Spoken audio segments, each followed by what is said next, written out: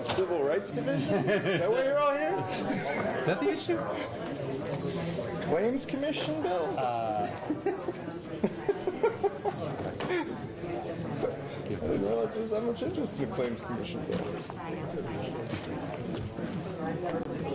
Of course, the Senators all want this. This is what fair coming? I saw him.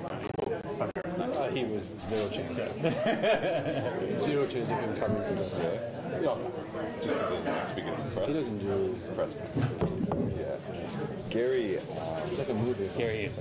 Gary is. I'm going to just say. Here, come on, we'll chill out over here.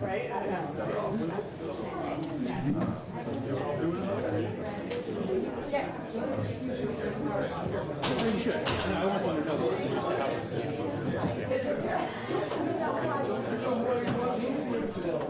He's literally.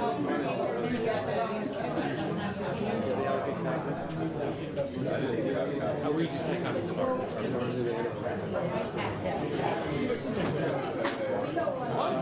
Look at him, look at him. You guys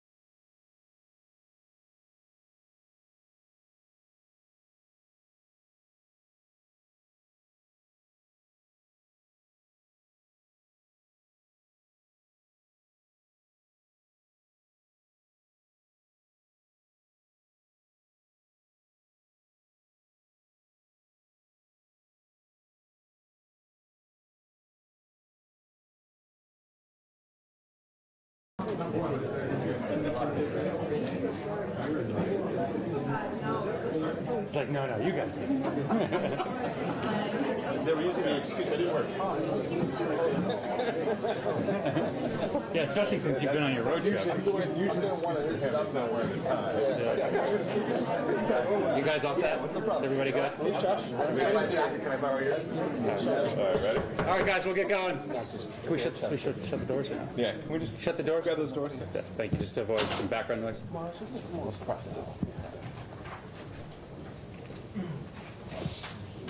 Thank you, Adam. Yeah, just close that if you could.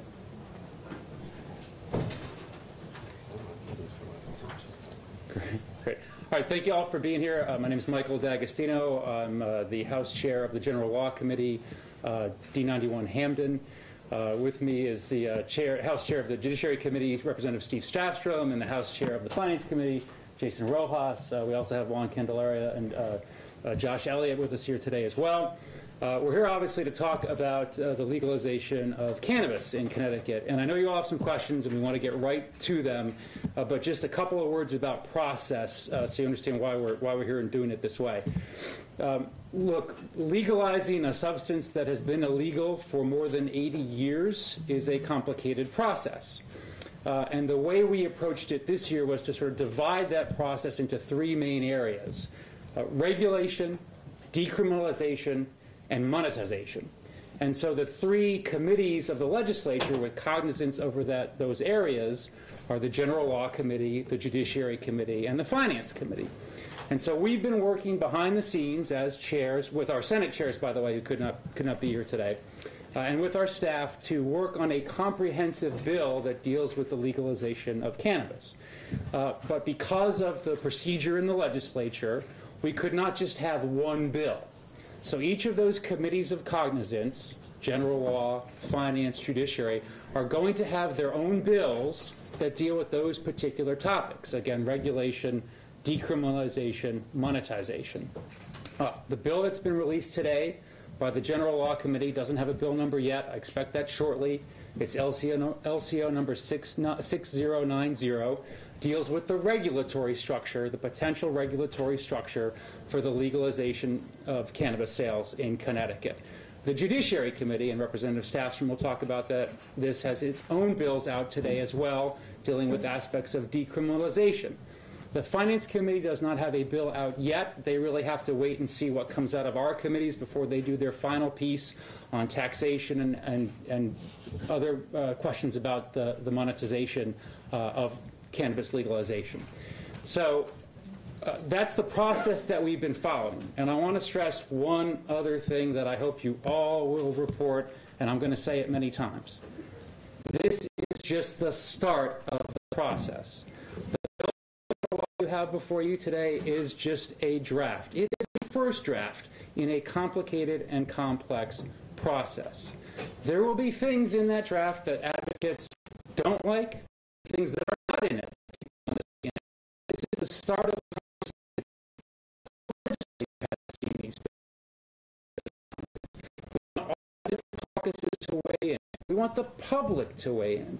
And the Judiciary Committee and the General Law Committee will be coordinating public hearings next Friday. Judicial will have their public hearing on their bills. We will have ours on our bill next Friday. We encourage everybody from the public and the advocate communities to come. Let us know your thoughts about the bill. This is the start of a process. It is a long way to June. At the end of the day, we expect these bills to evolve and then to be put together into a final, comprehensive bill on legalization that the legislature can take up. It is, again, the start of a process. This is not final language. I want to turn it over to the House Chair of Judiciary, Representative Steve Stafstrom, for any comments. Thanks, Mike, and thank you all for being here. So, as Mike said, the Judiciary Committee has just filed 3 bills involving the legalization of recreational cannabis. The first and sort of the main bill actually is the vehicle which would legalize cannabis, would actually decriminalize up to 1.5 ounces of cannabis for someone over the age of 21. That bill also in it provides for the erasure of criminal records and a process for someone to go about getting their criminal record erased if they were previously convicted in our state for having under 1.5 ounces of marijuana. That application process would involve presenting a police report or signed affidavit under oath to a judge and asking for erasure of that record. The second bill that the Judiciary Committee has filed is one involving driving under the influence. Driving while impaired is already a crime in our state and will continue to remain so for alcohol or for cannabis or any other controlled substance. But we've also added new offenses for driving under the influence for folks who may not be impaired but are smoking marijuana or ingesting marijuana while driving, and also for a passenger who is smoking marijuana or cannabis and could end up giving a contact high to somebody they're driving with. Also in that bill, we're providing provisions for both state and local law enforcement to get drug recognition experts trained to recognize the signs of driving while impaired. The final bill we've raised is one that makes clear that employers in the state of Connecticut do not have to make special accommodations for someone who shows up to work impaired and under the influence of cannabis. So with that, I will turn it over to the Finance Chairman, Jason Rojas, and then we will take some questions. Good afternoon, everyone. Thank you for being here. Certainly, that while there is a lot of interest on the revenue side of this public policy discussion, it's certainly a piece that comes later in the process because we can't move forward with taxation absent getting through general law in terms of having a regulatory structure and getting through judiciary in terms of dealing with the criminal aspect of legalized cannabis. But you can expect that similar with Massachusetts on the border and having a tax structure already in place, we want to be somewhat close to where Massachusetts is in terms of taxation and having an overall rate of about 20%. And there's different components to that overall rate, but certainly what we're looking at is having a tax scheme that would carry us for perhaps the first 2 or 3 years, so that we can really understand what the market is looking like once we do engage in legalized cannabis. And then after that, I think we'd reevaluate and perhaps look at a combined tax structure that would look at an excise tax as well as a sales tax, and certainly looking at a local option for communities that host various cultivation facilities or other cannabis-related facilities to levy their own sales tax at the local level. Again, looking at a 20% combined rate so that we're not competing with Massachusetts and not incentivizing people to go there and purchase their cannabis. So that'll probably come later in April. We'll let the other two committees do the work that they have to do to help us move along in the process, and we're looking forward to the discussion and being informed by what happens in both of those committees before we get to the Finance Committee.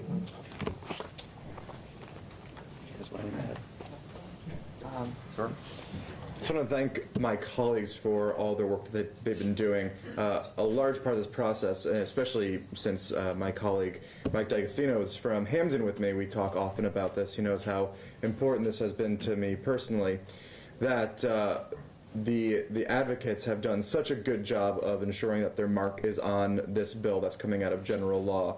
We are going to just reaffirm our promise that we're going to be listening to those who have been most affected by the drug laws over the past 8 or so years, because a large part of this bill is ensuring that there's equity moving forward. There is the financial component, but then there is also the recognizing who has been affected by the war on drugs component as well. And so a large part of what's coming out today is representative of the fact that we want to be acknowledging what sort of damage this has done to communities around Connecticut and around the country. So I just really want to press upon people that, as Mike said, this is an opening bid. There's a lot of language here, a lot to sift through, and nothing is set in stone, and we are going to continue listening to those out in the field who want to make sure that this is as thorough of a bill as possible. Thanks. Questions? Question that's probably a good transition to some of the substance of the general law bill that you've got before us, or the decriminalization bills, so we'll open it up. Could you summarize a little? Sorry, right here. So there'll be multiple licenses. What we're looking at, so we're going to start with the idea that you're going to have cultivators, growers, manufacturers, and a retail level. And on the cultivation level, for example, we're contemplating that the department or a commission that will be established through this bill will set out large, medium, and small growing facilities based on size, We're also going to not prohibit Connecticut farmers from getting into the act if they want to, again, subject to appropriate oversight and regulation. So you'll have that cultivation level of, again, various sizes. Then you'll have manufacturers, the people who take the actual leaf product and then extract the cannabinoid oils or THC and turn it into products, whether those be for smoking or for consumption. And then you've got the retail level for actual sale to consumers. And at each level, as Josh mentioned, we are embedding in this proposed bill various components to address what we call broadly equity. Equity applicants, people from areas disproportionately impacted by the drug wars, people with prior convictions for possession, will have an advantage and will be able to seek licenses 3 months in advance of anyone else, except for the existing cultivators or distribution facilities for a medical marijuana program, which also will be able to get into the act initially under this scheme. Because, look, obviously, and I think most people know this, we have a very robust, highly regulated, incredibly well-run medical cannabis marketplace, and we want to leverage that and be able to use some of that and what that's in place now, but also then expand it for opportunities for everybody else. So those are the general license levels that we're talking about: cultivation, manufacture, and retail. You will be able to have a combined cultivation and manufacturing facility in the same location and be the same owner. We are going to prevent vertical integration, though. You cannot be a cultivator and own a retail facility. We wanted to prevent that kind of vertical integration, at least in this draft. What about backyard growers? So right now what the bill, the general law bill does is it asks the Cannabis Control Commission that would be established to study the possibility of home grow. And make recommendations to the legislature with respect to that. Home grow is not allowed right off the bat by this bill. It is something we want to look at. And look, I want to address that. That is probably one of the main fault lines with respect to this law, whether we will allow people to grow in their backyard. There's a very powerful advocate community that thinks, hey, it's just like tomatoes and you should be able to grow that like you grow anything else. Others want to see that very regulated. We don't even know within our own caucus really how that issue plays out. We need to sort of digest some more information about it, how it would work. We're looking at least within the study proposal, allowing up to, I think, 12 plants.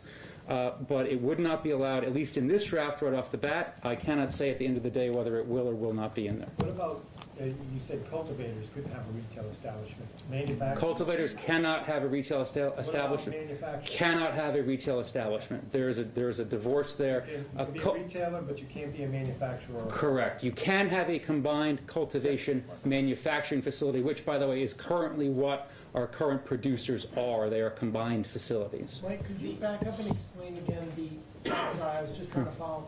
You said there would be, when it comes to the licensing, an advantage that certain people would have. Could you explain that? So if you are designated as an equity applicant, and we've got some definitions in here about being an equity applicant. If you are designated as an equity applicant, you will be able to submit your application 3 months in advance of the commission considering any other commercial applicants, again, with the exception of our current growers and dispensaries, since they've already really been through a process, although that's still subject to some regulation. So you will have a sort of a first mover advantage as an equity applicant. A commercial applicant could be an applicant for any of the 3 levels, correct. And could you just give me a no pun intended, garden variety equity applicant? I can tell you what it says. For example, some area disproportionately impacted by higher rates of arrest and conviction. That has to be sifted through a little bit more to a more finer point on it by the commission. A prior conviction for possession of cannabis. Somebody, again, we want to address, as Josh said, and I think all of us are of the same mindset here, that there's been a tremendous impact in the drug wars, a negative impact on communities, particularly communities of color, and we want to be able to address that in this bill with our equity applicant process and make sure that this industry is open, particularly to people who have been impacted by something that we are now making legal. Representative Staffstrom, you spoke about allowing people to have convictions expunged. There are probably thousands of people, tens of thousands of people who applied for accelerated rehabilitation for marijuana-related offenses, and they've used their sort of, I guess, one strike. Sure. Any provision being made for that population. Yeah, we don't currently have that in there. As you know, if somebody has gone through the drug education program or has used their AR and successfully completed that program, they don't have a criminal conviction on their record, and in fact, under Connecticut's law and Connecticut's erasure law, they can say they've never been arrested for a crime based on that. The one thing is you usually only get one bite at the apple, be it the drug education program or accelerated rehabilitation. We don't currently have a provision in here that would allow you a second bite into that program. What the erasure bill is primarily targeted at is folks who actually have a criminal conviction on their record for possession of controlled narcotics. And right now, under Connecticut law, if you were charged 10 years ago for possession of a controlled substance, that could have been marijuana, it could have been cocaine, it could have been heroin, it could have been any number of things. The system, the court operations system doesn't allow us to go in and just erase the marijuana convictions or the cannabis convictions because there is no specific data of that in the system. It's just possession of controlled substance. So someone would have, unfortunately, the only way to do this is for somebody to actually go and present either the original police report or an affidavit signed under penalty of perjury that says 10 years ago I was arrested having 1 ounce of cannabis. I'd like my arrest record for that possession charge expunged or erased. You got this set up on the Cannabis Commission that will be under the DCP. I think right now for the medical program, there's only about a half dozen people that work on this. How many more staff is this funding for? And I'm assuming that will this all be testing it, regulating it? I mean, I guess, how would that be broken up? Yeah, it's a great question, George. Actually, we embedded in here actual staffing because we were concerned about what's happened with the medical program is, of course, that money's been taken and used in the general fund and that there's been at least an argument that there's been understaffing for the medical program. So the specific language here in the draft statute says that the commission shall be staffed by an executive director, at least 2 employees who will handle applications, 2 that will assist applicants in the application process, 4 enforcement officers, and other staff as the commission may determine to hire. So we're actually embedding in here specific staff allocations and then also including in here that the fees from the program will go toward funding the commission so we don't have a lack of funding problem. Now, at the end of the day, obviously that's got to make it through the whole process, but we were very cognizant of the fact that we wanted to make sure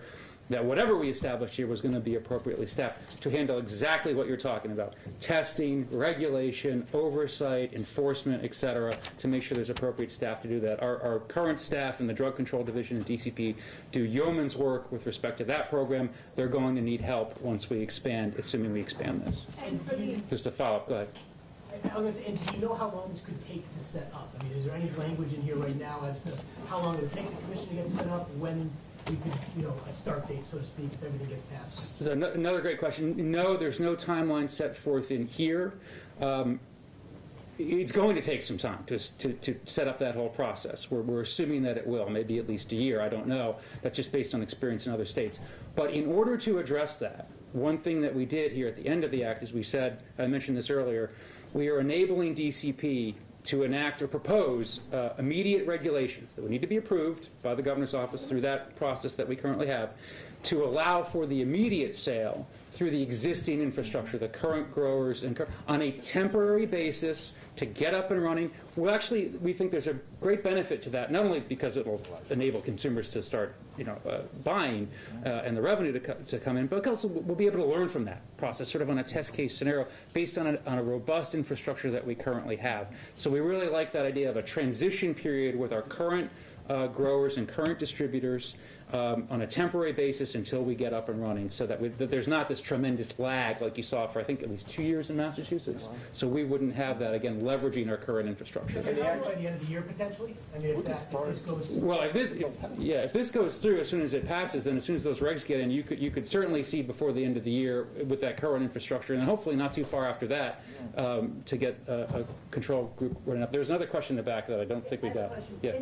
Regarding the equity applicants, will they get, in addition to getting first dibs on the licenses, will they get discounted licensing fees, things like that? And also, do you envision a commission or some type of a panel being set up to handle these equity issues and to serve as a liaison for for people who want to get into it? Yeah, also great questions. Yes, embedded in here at each stage we're talking about cultivation, manufacturing, retail, equity applicants. The direction is in here is for the Commission to establish a lower fee structure for the equity applicants. That's absolutely correct. I should note, just as an aside, I'll come back to this also, we are reducing, if not eliminating, fees on the medical side as well to make sure that the recreation program does not vitiate our medical program. So we're significantly reducing the fees for medical patients, if not eliminating them altogether in some instances, and we're also embedding in here the ability for medical patients to buy higher potency and higher and greater amounts. The second part of your question with respect to equity, right now, the commission that would be established is a 5-person commission by statute. 2 members of that commission, 2 commission members, must have at least 5 years of background in social justice or civil rights. So the assumption is, or our thinking is, that within the commission structure itself, there will be people on the commission devoted to those topics rather than a separate entity or side entity. But that's something that we can discuss as well, that I know is important to a lot of advocates. Will you be looking to regulate the THC, the quantity? Yes. So within here again is within the. So we already do that with the medical program. We're empowering the commission and DCP, the commissioner, to transfer over those regulations with respect to the levels that you can buy. Don't ask me the particular percentages off the top of my head. I don't know them, but that is exactly what we will be doing, as well as labeling, as well as the types of products. We're banning things that would appeal to children.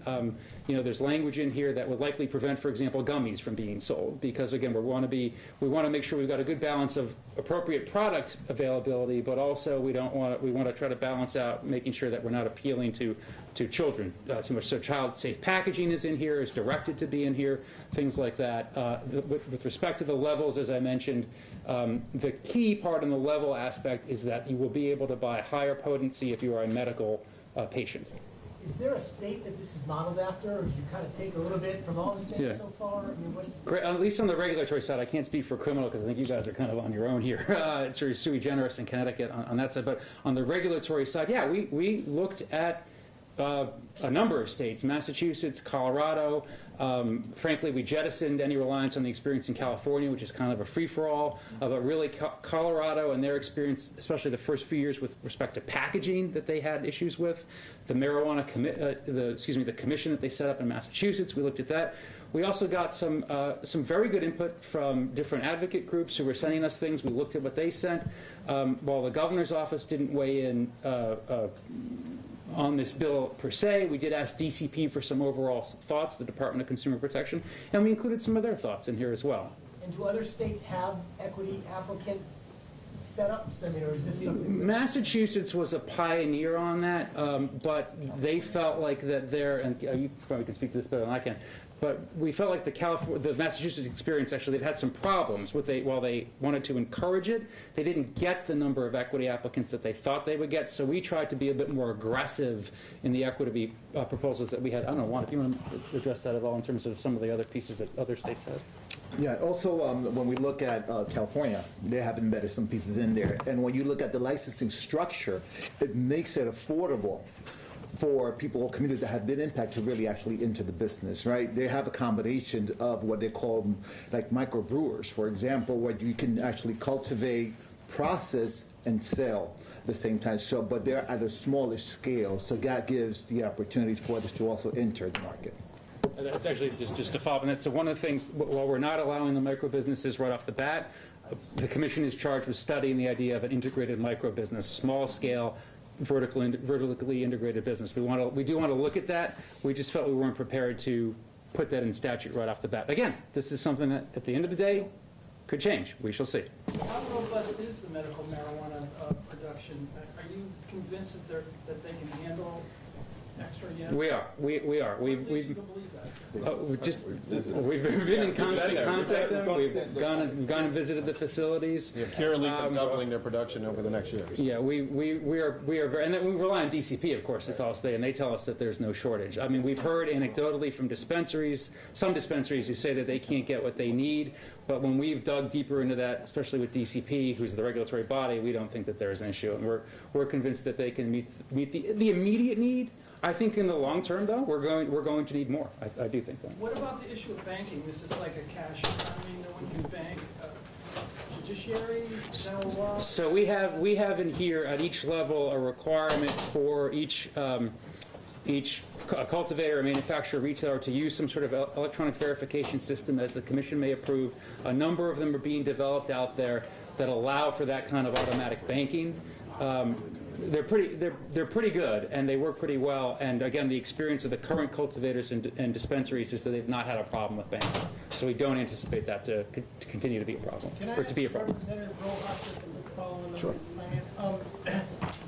Even though, like Mike just said, the medical marijuana infrastructure in place can handle, or it's expected can handle the demand, how conservative are you going to be with the fiscal note, especially for the very first year? And what are you looking at for years 1 and 2? Yeah, I think based on the experience of other states, they've all come in with a higher number on revenue, and I don't know that there's a state that's actually met their projected revenue number, so I think we need to be conservative. You know, there's a broad range of revenue estimates out there that have been put out by various groups that range from 66 million based on one tax structure up to 170. I think all of that remains to be seen, but until we have the regulatory structure in place and really tease out that 20% rate and exactly what it's going to look like, it's hard to predict exactly what it will be. Fair to say in the first year of the biennium, you're not assuming anything though over. Well, it all depends on if we're able to get our medical providers up and running and they're able to start engaging in sales. There's going to be some revenue number there. Can I ask Juan another question, please? Sure. You're arguably a visionary here. You've been trying to drag these people into this for several years. I know it's broad brush at this point. What are you concerned about at this point? My concern at this particular point, I think that first of all, I want to thank the committee chairs, right, because they're gonna listen to the different aspects. I want to ensure that the equity is a big piece in this legislation, but I also want to ensure that the dollars that are generated in this particular bill are reinvested in the communities, right? We always talk about prevention. We talk about addiction services. We need to ensure that dollars are actually spent in those areas, right? We want to ensure that children don't have access to it, because at the end of the day, you hear the argument, well, by passing this bill, you open the doors for children. Well, children have access to marijuana in our schools today. That's a fact. Our black market is about $350 million. That's a fact. If we do not do anything, who are reaping the benefits? Not our communities, but it is the drug lords and the cartels that are reaping the benefits.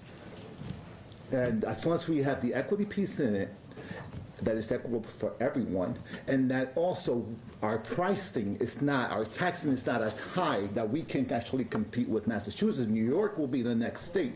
We want to ensure that at the end of the day, when this is the law of the land, because that's how it's going to happen, that we are competitive and we're producing the best product in the market.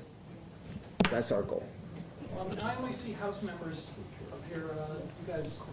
Yeah, so yeah, we have Senator Winfield certainly would have been here. He's been a little under the weather, but he obviously sends his regards. And this was weighed in. And Senator, go ahead. Senator Ferreira's weighed in. We've been meeting sort of as the chairs of the committees, and Senator Ferreira's been in those. And Senator Ferreira's here, so this is not a House product. This is a House and Senate product. What would the zoning look like? I mean, is that up to each individual town, but would it be manufacturing, farming, retail? We are, at least currently in here, we are still leaving a zoning decision up to local control. So if they don't want it, they don't have to have it.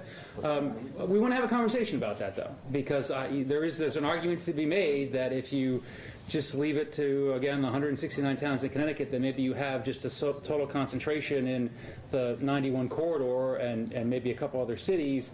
And if you're out in the hinterlands, are you going to drive an hour and a half, or are you going to get it from your local drug dealer, or go across the border to Massachusetts? So we do want to have that conversation about zoning and whether or not we need to. I think probably the best way to approach this is what Jason said, which is incentivize towns to allow them to do some local taxing to get some revenue, to incentivize them to have it. But right now, local zoning would ultimately control. We're not going to impose a cultivation facility or a retail facility in a particular location. And so Massachusetts, the tax rate is 20%? Yeah, Josh? there's three components to it. There's a 10.75 retail excise tax. Josh, you Just went on a road trip. I'll defer to Josh in a minute. There's a 10.75% excise tax at the retail level. They apply their 6.25% sales tax and then the 3% tax local option. We've all done varying degrees of research. Yeah. Very degrees. Johnson, confirm or deny? Some of us. Other questions? Thank you. Pretty good? Thanks, everybody. Thank you, everyone. Thank you. Sorry, man. I couldn't.